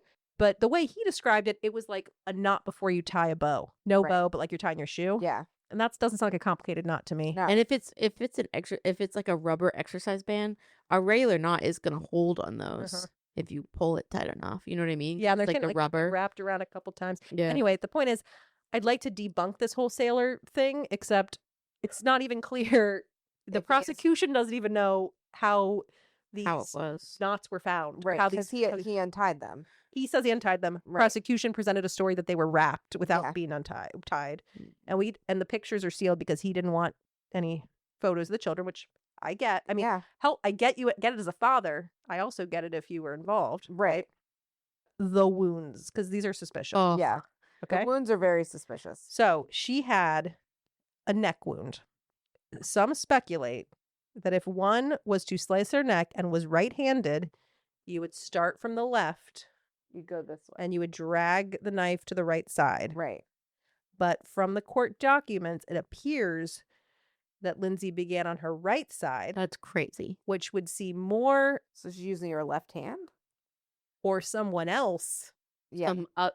Another person who's a Who's- righty. Yeah. We Yeah. go right to left. Yes. Go right to left on somebody else. That's Yeah. crazy. But I don't know. Apparently, she doesn't know how to spell carotid or where her carotid artery is. Yeah. I don't know. Then she had these wrist wounds. The wrist wounds were actually very superficial. Well, they went on and on about superficial because they wanted to say she didn't try hard enough to kill herself. But if it was exposed adipose, that's immediately a full thickness wound. She cut through every layer of skin. That's Yeah. a solid attempt. The other thing is, Why did she go horizontal?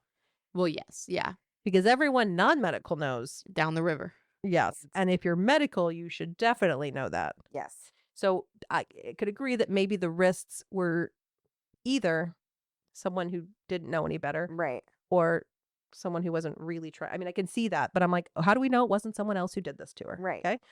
Okay. Then her toxicology. Lindsay's toxicology does not show an overdose. She had multiple psychiatric medications in her system, including mirtazapine, it's Remerol, Mm-hmm. lamotrigine, that's Lamictal, trazodone, Seroquel, and benzodiazepines, but the forensic toxicology testified that the concentrations were generally not toxic. Elevated Seroquel levels, but otherwise everything was sort of within a Normal range. normal range. But Mhm. that's quite a cocktail. Right. And they were crushed in a glass of lemonade. That's crazy. yeah, that's weird. You really think this 32-year-old way. No. who's taking all these Also, psych meds is crushing her in pills in lemonade? No. Lemonade is crazy. Yeah, and it wasn't completely. So there was some still left. It Right. wasn't completely consumed. So that's just a little suspicious. It sounds like maybe someone who was trying to unknowingly drug her would do that. And maybe if she had actually consumed the whole lemonade, she would have reached toxic levels. Right. But she didn't drink all the lemonade. And maybe that's why someone had to come take additional steps. Right. And then the fall. There are questions about the fall. About whether she went like head first. Yeah, so they're claiming that she like dangled because of blood streaks down the side. The crush of her neck injury. Defense claims she went head first. That's how she got her Jefferson fracture, and that's how her thyroid was crushed. Right. I guess I feel like if I was jumping out a window, You gotta dive out, right? I guess that's how they're saying she did it. But I'm just thinking, I'm like, that's not how I would do it. But I guess also my goal wouldn't be to die, so I don't know. I guess if you're jumping out, it seems crazy to just dive out a window. For me, I guess I would just climb out and be like, "This is it," and then you just jump. Yeah, maybe like, I diving would out seems- skydive. You want to like go belly head flop? first because you want to die quick. That's what I'm saying. But maybe Yeah. your belly flop.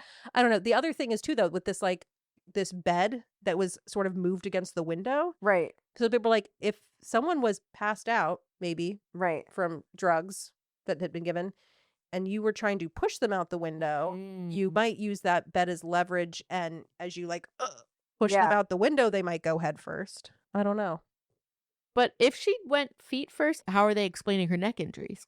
Wait, That's so a good they question. think she was like dangling by her hands out the window? Yeah, That's- yeah. because they're arguing that she didn't actually want to kill herself. Oh, okay. This was all staged. Yeah. Then And- how did she get the neck? And there were blood streaks on the side. So Yeah, well, how did the blood streaks happen then if she just goes head again, first? there's a lot of questions. Which Yeah. again is like maybe if someone's trying to force someone over Yeah. the side unconscious, I guess she would be kind of hanging against the side. as you're like, oh, I can't But get you over yeah. because you're dead weight. Right. And like he's already crushed her neck or something. I mean, well, the thyroid. there was something on Mhm. social media that was like wounds on her neck and her crushed thyroid is like Could have been from the synonymous with windowsill. Somebody shutting her head in the windowsill. Like Oh. How was her body temperature? 82 degrees. Yeah. Let's talk about that. Mm. Well, this is what I would like to say before you even. Okay. I do not buy the 82 degrees being a reason why Patrick killed her, and this is why. Tell us why. Because if any type of trauma patient who has blood loss, The temp drops. your biggest concern is fluid resuscitation and not letting your patient become hypothermic. So, if you have blood loss and injury, you might be hypothermic, and if you're in the snow, you might be even more hypothermic. So I'm with you. Well, if you have neurogenic shock too. Yes, I think she had a thoracic fracture as well. If she had an element of neurogenic shock, usually that leads to poikilothermia, which is when your body temperature regulation fails, and so you just reach ambient temperature. And on top Which of that, means the 32 degrees that it was outside. yeah, Yeah. you match your environment. and she instead of also had self-controlling. Hemorrhagic shock, like you said, and there was this cardiac arrest, it caused a cardiac Mhm. arrest. And I think there was like this one temperature documented, so we don't even know. That could have been someone did like an axillary temperature that Right. wasn't right, and then Right. no one rechecked it. It could have been, was it like an hour later? I also don't trust like the stabilization she got at the first hospital felt like trash. Oh, you said they didn't even see a CSF. Yeah. Great. that felt like trash. Here's what is interesting about this, though. One of the neighbors is a kid. Yeah. He looked out the window at 5:50 p.m. and saw her laying there and called his dad and said, the neighbor's on the ground. So that is 20 minutes before Patrick gets there. Patrick gets there, which could go for, again, we're just making our window narrower and narrower to Right. do all these things. 25 minutes. So how did he send the email? 25 minutes to do all these Right. things could mean if we really believe that was him running his errands. Right. I mean, it confirms, but also she laid there for 20 minutes before he got there at 6:09 and talked to her. No All way. things. And then also the other weird thing was that like 8-month-old Callan, he got to the hospital. So they were still, no one's dead till they get to the hospital. They're right. getting resuscitated. They get to the hospital. The older two children are declared dead. The 8-month-old Callan, he had ACLS done. So from the time they arrived to the hospital, Right. 10 more minutes of ACLS, they get return of spontaneous circulation. We would have to believe He couldn't have been dead that long. he was dead for over 30 minutes and then they got Ross. No No way. way. so that also has people thinking like were the times all skewed. Like, did he kill her first? Right. Or try to kill her first? And then the and then took children. care of, and again, these are, I'm not making allegations. We're just having conversations here about Right. the theories that are circulating. Yeah. We have this theory about the affair, okay, that Patrick Clancy was having an affair. He might have still been. I'm less convinced he's having an affair after I researched this, but he may have been. I don't know. I'm going to give you the facts. But I can see why, if this is a theory, it's not really in anyone's best interest to bring it up, right? Because if the defense is like, you had an affair, that's a motive, right? For her to be like, well, F you, I'm going to kill the kids. Kill the and kids. Kill myself. Yeah. The prosecution just makes him look like a shitty husband. So Right. he very well everyone may know this. The police may know this, and everyone just thought like, Let's not talk about this. Yeah. But the thing that's circulated online is that he was having an affair. He was doing all these he was traveling to New York, and that we do know proof 4 months after the crime, Patrick moved to New York City, and we know that like in November he'd had a work trip to New York City for 2 nights, and people are like, that's weird, 2 nights, why didn't you call it 2 days, why was it 2 nights? Because maybe it was to see his girlfriend. Right. And he ended up with this doctor, Rachel Danis, who lives in New York City. So this theory is like he was already with her, and then 4 months after his whole family is destroyed, he goes to live with his girlfriend. Right. I told you those phone records are not sealed. That's fake, but I can't see them. So please share the evidence with us. Patrick remarried Rachel Danis. He did not get remarried till April 2026, which does not mean they weren't together for 3 years. Right. But they did not get married a year after. Yeah. They got married April 26th, and the rumors circulating online are that they have a child. In some places, there are claims that she's pregnant with another child. I could not find any proof of that. In fact, there were several news sources claiming that they didn't have any children. But she's a doctor. She's a doctor of reproductive specialist, and she has frozen her egg. She talked about that in an interview. But yes, and there's all these kind of out there side theories that like she was researching drugs that may have been used to help attempt to kill Lindsay. Feels like Alpine divorce. Well, and then there is this other weird, maybe just coincidence, that in February of 2023, they were both in Costa Rica. Yeah. He left a review on All Trails, and she was tagged in a photo with friends. Right. And so, but there's no proof. People are like, these actually were different parts of Costa Rica, and we have no proof they were together, but it is weird. It's also weird. I don't know. Maybe we haven't experienced a loss of our entire family. Maybe he was like, I just got to be with nature. Right. And get away from things and clean my air. It does seem like kind of an odd thing to be doing. Right. I don't know. We can't judge. We haven't lived there. But that is a theory that's circulating, that this is all proof that they were having an affair. And I don't know that I would not be surprised if they were having an affair, but I didn't find any like proof. Right. What is Patrick Clancy like in real life? That's what I want to know. We don't have a lot about his character. There was a couple influencers, like people who on TikTok, influencers, because they like psychoanalyze behavior or whatever. And a lot of people were like, his behavior points to like lying, and his body movements and blinking a lot. It all points towards he's not telling the truth. Yeah. Which I thought was interesting. The When- DNA on the exercise bands. Yeah, we have the DNA. Hold on. Only his DNA was found. Yes, but I don't know that they couldn't definitively say, I guess, that her DNA was on the bands. Yeah. But I kind of also feel like his DNA was. Yeah. He untied them allegedly, or didn't. I don't know what happened. Wait, Megan, was it DNA on the exercise bands, or was it like his fingerprints? Yeah, her fingerprints weren't on the bands, which I don't put much into, because I mean it's kind of a weird material to be able to get fingerprints off, Yeah, right? because it's like rubber. The DNA was a little bit more mixed. It sounds like they were kind of combinations of everyone's DNA.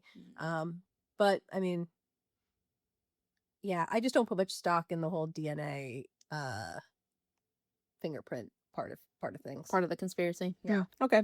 Interesting. Do you have stronger thoughts on that, Colleen? I just think it's interesting that like each individual kid and Patrick's was.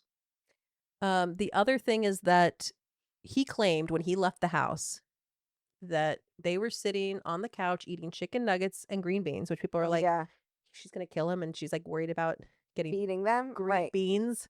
But the crime scene photos show Green beans. the CVS bag, and the kids' plates are on top of the CVS bags. And you would think he comes home from CVS, he would put the bags on top of the counter, Right. and that the plates would already be on top of the counter. But it's just like a weird, if she like cleaned up from dinner or whatever, Right. Why would he? his CVS bag being down before the plates Right. implies that there was some sort of plate cleanup Right. after he Either returned. like went and took the plates and like, I don't know, maybe he like put the CVS bag down looked on the couch, was like, huh, why are these plates here? Cleaned them up, Okay. throw them, like walked back around. Where are the kids? Threw them on top of the seat. I don't know. Okay, that makes sense. Yeah, Their stomachs were all empty on autopsy. Oh, that doesn't make that's sense. weird. Which is weird. But that also feels like the headache of the stomachs and the John Bonet. That also I still Yeah. like the pineapple and I Yeah. don't know. So that's just something weird that like does this support or not support the story? And then the last thing I want to talk Yeah. about is the Apple Watch. So is there any other Yeah. information I have not covered that you guys have seen on Not that I can remember. the Apple Watch data? And I don't know what to make of it. Her Apple Watch data. Yes. Yeah. So I hope you guys can find some clarity in this. So first of all, one of these theories is if you go back to like, did he do the crime and then go leave Mm-hmm. and run the errands for an alibi or something? Yeah. Right. To get on camera. He somewhere. called her and there was this 14-second call, but her phone was never unlocked. So one of the theories is that she answered this phone call from her Apple Watch. Mm. But then people think, if you look in that picture of him in CVS, He's not wearing an Apple. he had a watch in his hand. That's So what it you could look. be her watch. So one of the theories, like, did he take this Apple Watch and To make it be like, look, we had a whole conversation. call her? Yes. Oh. The Apple Watch also showed that her heart rate was Dropped. 110 to 120, like all day.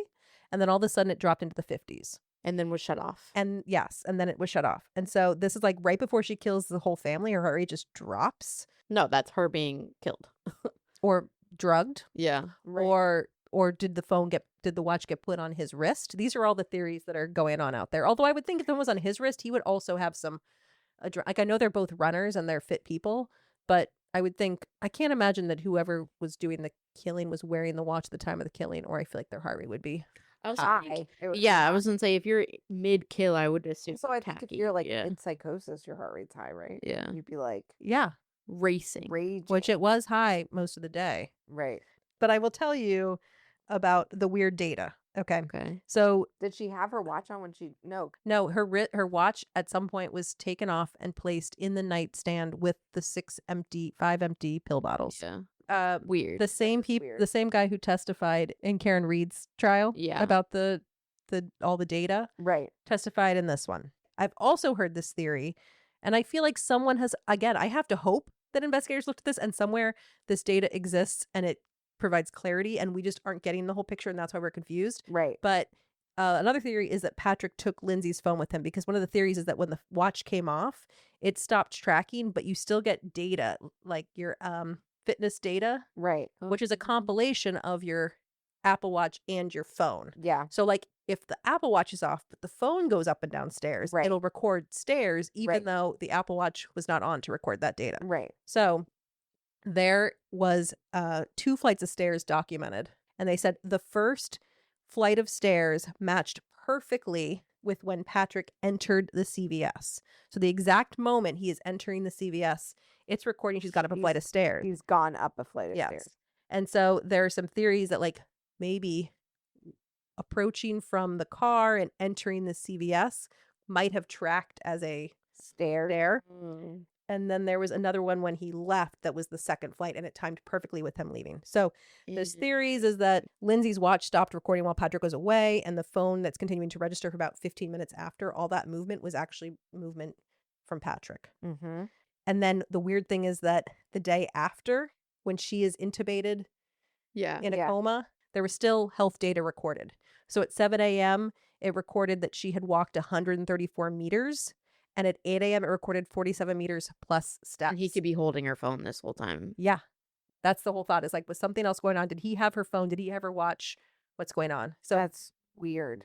and again, within the expert said he couldn't really tell what data came from the Apple Watch, Right. what came from the phone. But there's just like some weird incongruencies Right. with all that data. And then I think the final thing that's interesting is that Patrick made $2.7 million off all The of house. this. Right. Oh yeah, he sold At the house. least. He got $1.7 million from a GoFundMe. He got $1 million from the house. Like 1.3, right? Something like that. He got we don't know if he had a life insurance policies on these kids. So he may have had, even if it was just like employee sponsored, Right. employer sponsored, he may have gotten money from that. And now he's got a civil lawsuit. Mm. So I mean, I know it'd be real sociopathic to be like, you killed your kids, but there is a motive. If he Right. if he was having an affair and he is financially profiting, That's the motive. There's motive. And Yeah. you're not happy with your wife who is a mental. Yeah, which he basket said, case. he said, like, I didn't marry a monster. This is Right. like, this was a progression. Right. So anyway, that's all I have. Yeah. So I do feel like I was really buying into the Patrick did it. I think with some research, I'm less convinced, but I do think, again, What do you think? I think if I was in the jury, I would have to find her not guilty. But Yeah, there's not enough to say without a doubt. but I don't know. I think clearly there were system issues that should be addressed, but I think people, which again doesn't, when I'm like, people need to take some accountability also, and that doesn't really help when innocent children died Yeah. who should not have Died. So I don't know. I think system issues, I don't think these individual providers, from what I have seen, warrant their careers being ruined in lawsuits. Right. I think system-wise issues, we need more resources. You should be able to get help. Again, though, she was inpatient and she discharged herself. Right. So, like, you should be able to get help if you want help. That's a problem. And I think I want more information. I either want, like, this, I know people are like, it's not your business, but I do feel like I think if there was this whole investigation into Patrick Clancy and he was cleared, I'd that want to know that. we should see that Right. information, because then we can say, okay, you know what? They did do an investigation. And I don't think they did. But from what we've heard, it sounds to us like That didn't happen. he said, she told me she did it, and they said, okay, and that was Right. the end. There was also a thing that, like, he claimed he ran down and started doing CPR on the kids, but the EMS said he was sitting on the couch and he wasn't doing CPR. It's just like, why is the story always changing? Right. No, I agree. I think that there's way too much holes. Mm-hmm. Like there's not enough info. And like, sure, the human memory is not infallible, right? Mhm. Like we No, but I feel like misremember things often. untying nooses around your No, I children's necks agree. and doing CPR are like probably things I'd have pretty vivid memories. Oh, would for have sure. memory, It was yeah. just the most traumatic Mhm. moment of your life. Mm-hmm. Untying, oh my gosh, I can't even, like, it's just sick. So what do you think? I think Are you still still think Patrick You did. still think it? Yeah. Okay. What? I think, but I agree. If I were on the jury, and we're not talking about Patrick did it. I don't think you can She's find her guilty. She is found not I guilty. just think the prosecution really didn't do a very good job on No. this No. case, and they have done nothing to prove. Right. And that's their entire job, is to provide proof, and I don't think they did that Mhm. in any way. But we'll see. The court's it's not over yet. Yeah. But Well, and like Kate said too, if we have 12 women on this jury Right. and one of them experienced postpartum depression and can be empathetic, which again, to be clear, this is not postpartum depression is not a Postpartum reason for her to be not Yeah. guilty. We have Yeah. to believe this was beyond that. Right. But like, yes, if just one of them is like empathetic to her struggles, Right. that's it. Mm-hmm. yeah. Hung jury people. Mhm. I'm gonna be interested to see how it goes. I don't think I have any final determinant. I think I think if they did rule Patrick out, we should see that. Mhm. And the fact that we don't see that we haven't seen any proof that he was looked into in any way, tells me that they did a shit job. Mhm. It's a systemic problem with the police and their investigation, and a systemic problem with how her health was managed. It's also probably makes us even more suspicious that we just lived this whole Karen Reed experience. Although I know you said well, that's these what are I'm saying. different- It's two. It is. I think it's definitely different counties. Uh-huh. Because Duxbury's nowhere near Stadies though, it. Oh, that's a good point. Was it state? Was it federal? who came in and look who were the police on state. But you said the Stadies are bad. Yeah, that's who was wrong with Reed. Right. So maybe it is Stadies. It is. It's the Stadies. Oh, The Stadies. see, Did I just crack the case? You cracked the I just think it's worth investigating into the police department then. Well, and then there's this whole okay, I just think there was, if he was completely innocent, he would be screaming it from the rooftops, and there should be proof for that. Somebody is advising him to lay low. He's like gone off and he's Yeah. just like hanging out in Manhattan. And They- also, if his father and mother spoke up for Lindsay, that's Yeah. telling. Yeah. That's telling. So I don't think they're talking to him. Okay.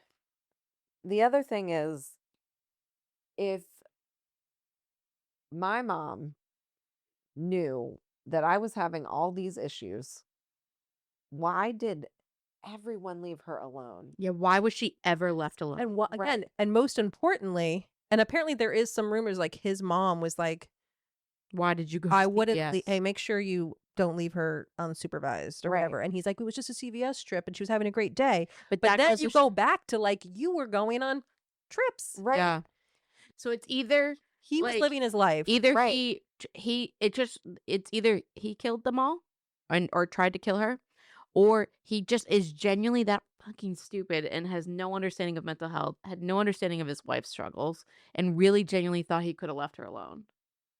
You know what I mean? Yeah. Like Yeah. he didn't see anything Which wrong I with think there that. are rumors, which maybe is why we haven't seen all this evidence. There are rumors that there might be like a manslaughter. Like even if she's found guilty, could he face manslaughter charges by leaving her alone. Yeah. by like which Yeah. maybe that is why he is allegedly Keep him quiet. gotten a criminal attorney. But again, that was breaking news before we recorded, and I did not verify that fact. Right. It's just, I don't know. I don't have any final thoughts. But if we're on the But- jury, how are we all voting? Not Not guilty, not guilty, guilty. not guilty. Yeah. Guys, just a reminder, don't forget to check out our Facebook and Instagram pages at 3 Scheme Queens. That's the number 3 Scheme Queens, all one word. We're also on Reddit, same username. If you want to check out our website, go to 3schemequeens.com and you can find links to our social media accounts, our Buzzsprout page, all of our episodes, additional content, and our contact page where you can engage with us and share any updates on the topics that we have discussed. Let us know how we're doing and what you want to hear next. There are also opportunities to financially support us with links to buy us a cup of coffee and links to our merch store. As always, if you choose not to financially support us, we appreciate the follows, the downloads, the listens, the likes. Kate, what should the people do? Yeah. I think this is a pretty hot topic. So I know that you know 3 people that are interested in this. So I ask you to take out your phone right now, take out your messages app, send this podcast to 3 people that you know would like to talk about this, and to hear about it and kind of, look at all the sides here. And then I'd like you to scroll on down, leave us a 5-star review, leave us a comment, share us with your friends and family, share us on your Instagram feed and your other social media feeds. And yeah, Maggie. Okay. And I think we're gonna do something a little more lighthearted next week. Maybe a return to rapid fire. Oh, we love Yeah. rapid fire. This was I just real think- dark to be Yeah. researching. Yeah. It was a heavy research. It was dark, so we're gonna have a little more fun next week. Do you think something? Well, I was just going to say, I think if there's anything, any source of good that can come out of this entire case and just public-wide discussion of it, is that people are more aware of postpartum depression. Yeah, mental health reform. and mental Yeah. health Is this going to be like the Supreme Court case that we like reference like for years to later, come. like, Yeah. this, Federal versus Clancy or whatever. Mm-hmm. So State of Massachusetts. Yeah. Yeah. All right. Sounds good. We will see you next Tuesday. see you next Tuesday.